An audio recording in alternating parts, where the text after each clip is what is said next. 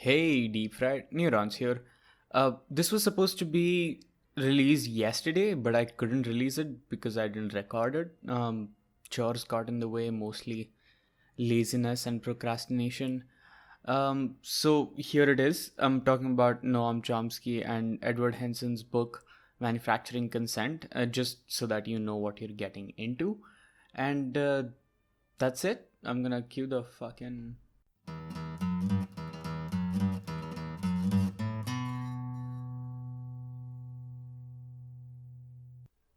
Well, I'm pretty sure you've read the title, and I'm pretty sure that most of you might have even read the book. It's one of the most influential books of the 20th century, and it is definitely one of the most interesting commentaries on the media industry in our time. Definitely very, very relevant to this day. But the reason I'm making this episode is because of this clip. Drug दो drug दो drug दो drug दो मुझे drug दो मुझे drugs दो drug दो मेरे लिए गांजा लाओ चरस लाओ एमडीएमए लाओ एक्सक्यूसी लाओ. For those of you living under a rock or just like generally misinformed or don't have the national context, because I know that a bunch of you are not Indian or are in India, whatever. That audio clip is Arnab Goswami, a very popular, extremely popular news anchor at Republic TV, owned by Asianet News, where he was talking about the Sushant Singh Rajput CBI inquiry and something about leaked messages and drug tests or conversations about having drugs, and just the performativeness of his assertion in what addicts sound like is what I needed to show as to where serious journalism in the country stands as of today. And you've read the title. I just briefly introduced it in the first few seconds of the podcast that this book is mostly a commentary on media, and you would have guessed by now why this commentary is the way it is and why it's relevant to what happened with Arnab currently. And I feel like I've jumped a little far too ahead in the conversation to start talking about what I want to talk about, but I think that hooks you into the conversation, so I'm gonna leave it inside and start from the top as to why we're talking about manufacturing consent and what manufacturing consent is. Manufacturing Consent is a book written by Edward S. Herman and Noam Chomsky. To any liberal professors listening who might have jizzed their pants, I'm extremely sorry. One of the most well known and most cited public intellectuals of our time, Noam Chomsky, is behind this book. And while in 2020, manufacturing consent's insight seems like general knowledge or just, fucking duh. In 1988, that wasn't the case. That's when the book was written, and the book largely talked about the economy and the politics of mass media and how their credibility is severely challenged by the institutionalization or the way the institutionalization is structured, mostly in Western democracies. But I believe that the example extends to all media institutions in general as to how any private media in a democracy should or may run. The book's basic premise is very simple. It basically argues that media does not function in a democracy or a typical Western democracy such as the United States to inform the public and sort of help them participate in the political conversation better, but it helps the regional elite along with the political ruling class to sort of facilitate a safe functioning democracy and facilitate consumerism for the people within the ruling class so that they can profit persistently. One of the testaments of time has fortunately led, especially American democracy, to believe that controlling people with the threat of violence isn't exactly the easiest thing. While it is effective, it has a very dated and a very limited time period. To control people more effectively, a more participatory illusion of autonomy is safer, which is why manufacturing consent comes in and the media becomes the machine of propaganda for the state and the elite, which sort of pushes on the message that the elite need the people to know for the democracy to function in a way that benefits the status quo. Now, the first question that appears is that whose consent is being manufactured. I think on multiple commentaries and in the book, partly in the book, but mostly in multiple commentaries, Mr. Nomsky has, Professor Nomsky, Professor Chomsky has presented his argument that there's two major divisions that he's talking about. The first is the political class, which sort of is the people, the writers, the teachers, the people in semi-important places, like positions of influence within small societal groups that consist about 20% of the normal population. That's a group of people that people assign credibility to, which is why their political opinion matters. A lot of the propaganda is catered to them, and hence they're the primary target audience for whose consent must be manufactured. And the other 80% is the working class, who is supposed to not do any thinking at all, leave the thinking to the political class, but mostly to the elite, so that the people in the public offices can make the decisions that they need to make in order to, well, benefit the state or benefit themselves, whichever suits their perspective at the point. But essentially, they're the ones paying for everything, because they're the one that pay the taxes. They're the one who create the numbers in majority, which means that they are the bulk consumer base, essentially meaning that they must be the ones who the consumerist tendencies of the mass population be catered to. Furthermore, the most popular thing that came out of this is the five filters through which propaganda is filtered before it arrives to us. So it must come to you, even though there is legitimate journalism and legitimate truth that needs to be addressed or be circulated by credible media sources. It has to be edited and curated by five filters, which is what Chomsky argues in 1988. The first filter, of course, is the media ownership. Now, the first question that must come to us is that how do the elite control the media? Of course, it's very clear, very simple question, very simple answer. But more importantly, let's understand how the priorities are set in a setting where somebody owns the media. The primary goal of a media company is not to bring you news. The primary goal of a media company that works for a large conglomerate is to make sure that the money that their investors have put in their business goes out as a profit. And hence, the more sensational bits, the bits that will gain more attention, the bits that will make the most money, the bits that are good for business, are the ones that must be curated first and be curated to be seen for the most people. So critical journalism has to take a back seat when it comes to profit ensurement, that the primetime news must be something that people want to hear. Adhering to your confirmation bias to get your viewership is important to them because it ensures their profits. Sensationalism and shock value ensures that people will tune in and people will want to know. Absurdity of the same is about the same thing. Then there's, well, the second and the more obvious one in relation to the first one is advertising money. The reason advertising is important is because it's not directly what you call a consumer informing agency. It's a consumer persuasion agency. The book sort of talks about how while the media needs your eyes, and the reason the media needs your eyes to feed on their content is not because it only ensures them profit by viewership, but the way it offers them profit as well by advertisement. Basically, what they're promising you is media content, which is what you watch the TV channel for. You tune into a random channel and you want to watch your favorite show or your news of the day, and in exchange, you and your audience and your attention span to your screen is sold to advertisement companies or product manufacturers who want to persuade you to buy their product.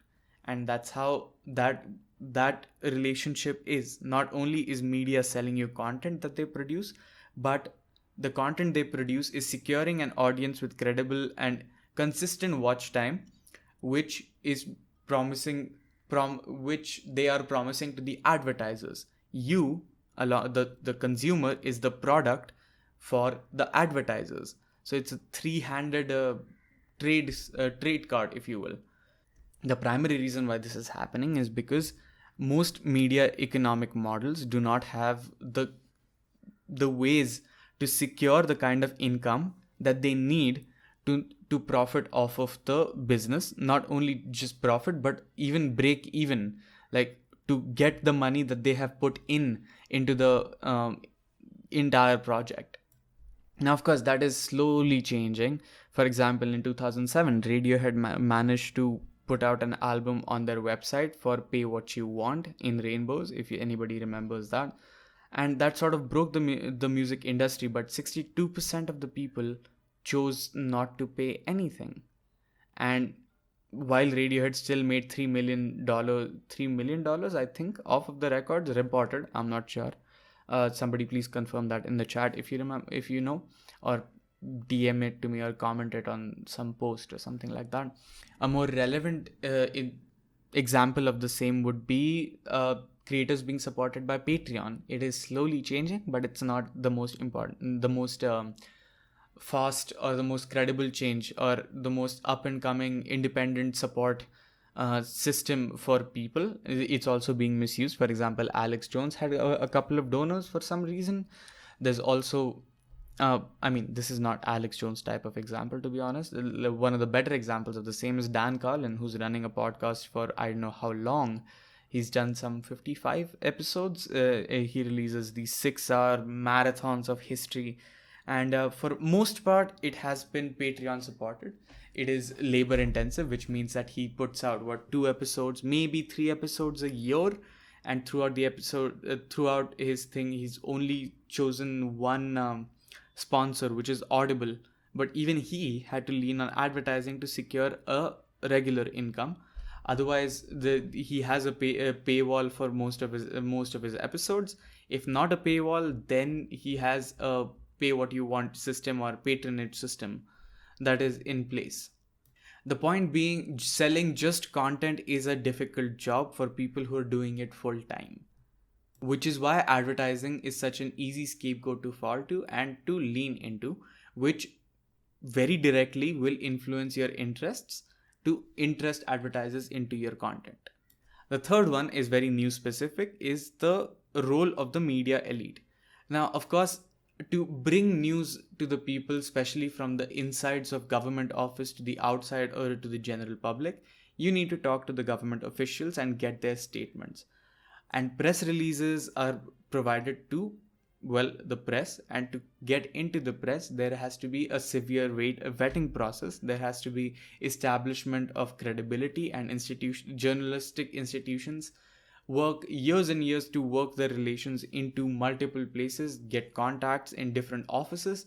And more often than not, it is not even if it is not an adversarial system, it is definitely clear that in all cases everybody's interests need to be secured. Like, for example, competition within the office will be leaked to the press to make sure that there is public pressure to achieve a certain goal within office. It is a common tactic. I'm pretty sure you've seen in multiple TV shows.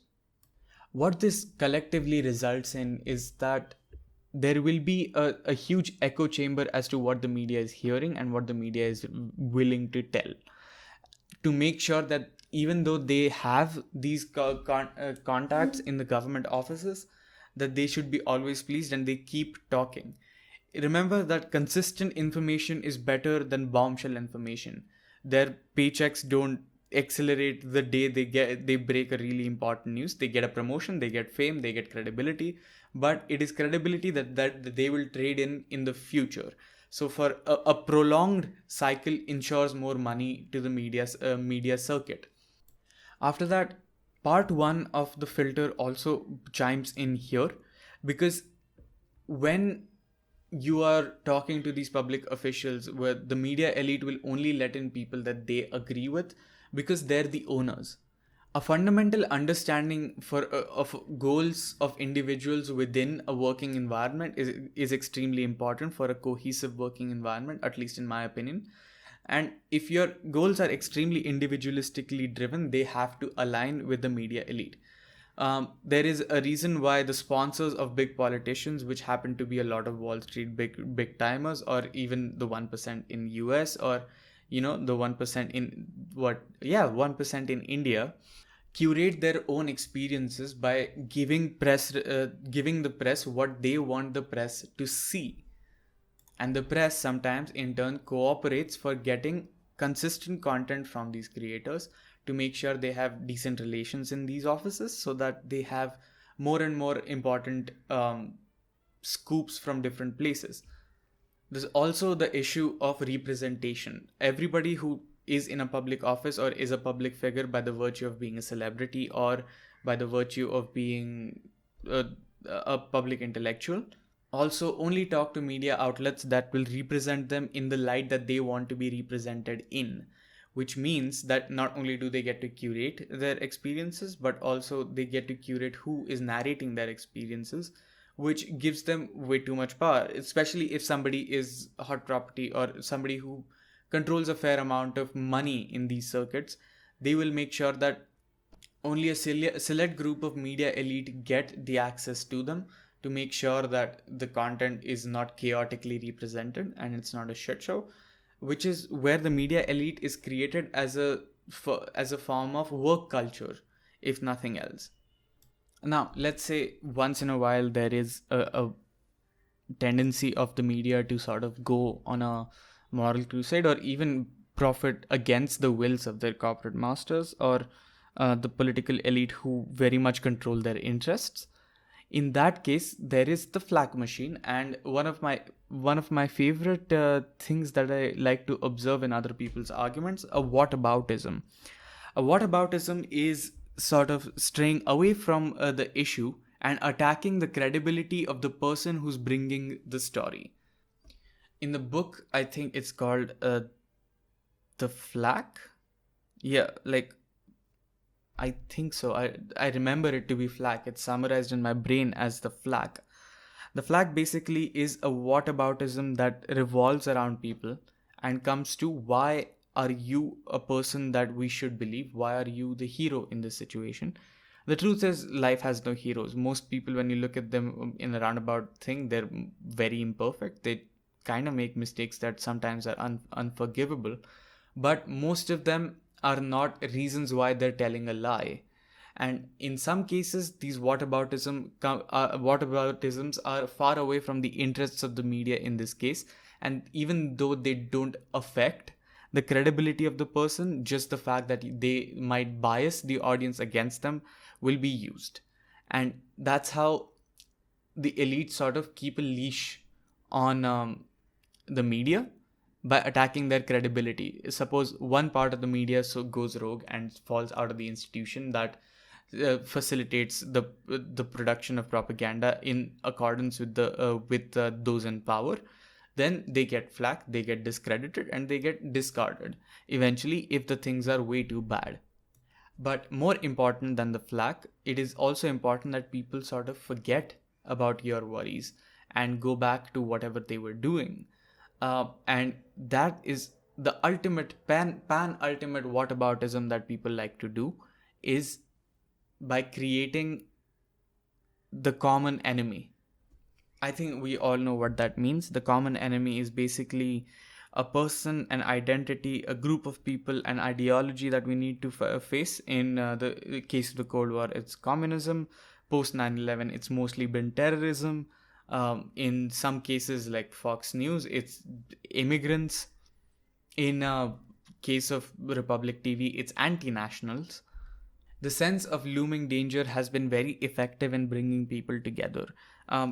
Take the example of the Indian democracy. The reason the Indian democracy exists the way it does is because the British came along, the bigger common enemy, and all of us sort of learned to maybe put our differences in the background, maybe take them up after the British have left, and fight against them, at least semi-unitedly. but also the common enemy could be somebody that they definitely hate or want to hate, while they're covering up something that is much more consequential and a bigger threat to their credibility and accountability. For example, in the case of India, what we need to know about is the fact that the virus has not gone. The cases are rising day by day.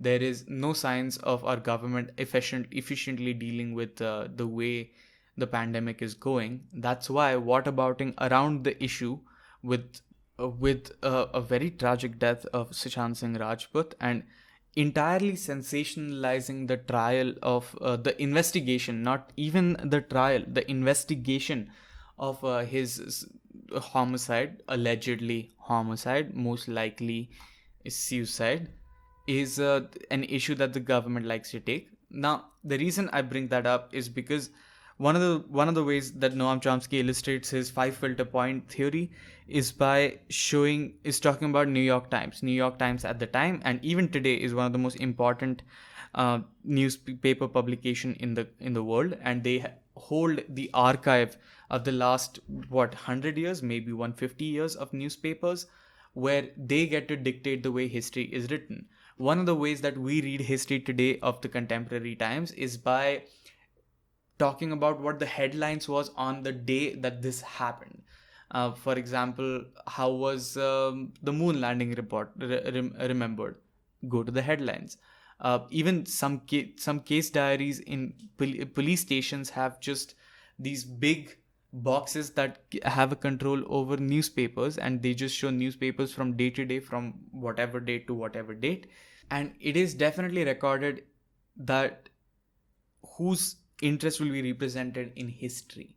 It is a consistent consensus among the people, that among intellectuals, that the media sort of records the interests of the government and in one more than just one case.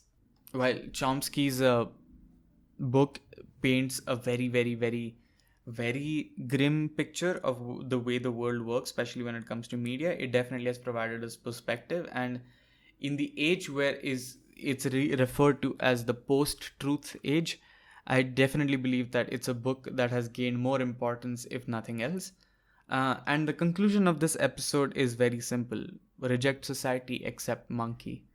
Druggie है druggie है druggie है druggie है druggie है druggie है druggie है क्या druggie druggie है druggie है ड्रगी है ड्रगी है ड्रगी है ड्रगी है ड्रगी है क्या druggie druggie druggie druggie druggie है ड्रगी है ड्रगी है ड्रगी ड्रगी है ड्रगी है ड्रगी है क्या ड्रगी ड्रगी है ड्रगी है ड्रगी है ड्रगी ड्रगी है ड्रगी है ड्रगी है क्या ड्रगी ड्रग दो मुझे ड्रग दो मुझे ड्रग दो नहीं नहीं नहीं नहीं नहीं नहीं नहीं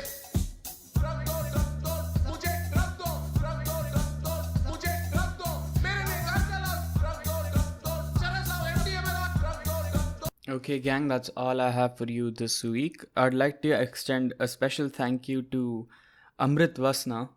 I hope I'm pronouncing his name right. If it's an Indian name and I fuck it up, it really haunts me to my nightmares. But thank you for letting me borrow that clip for the outro. And go check out his channel. It's not bad as far as I've seen it. And please support me on Patreon if you think the podcast is worth it. Please follow us on social media. This episode is available on YouTube, Spotify, Google Podcasts, and wherever you get your podcasts altogether.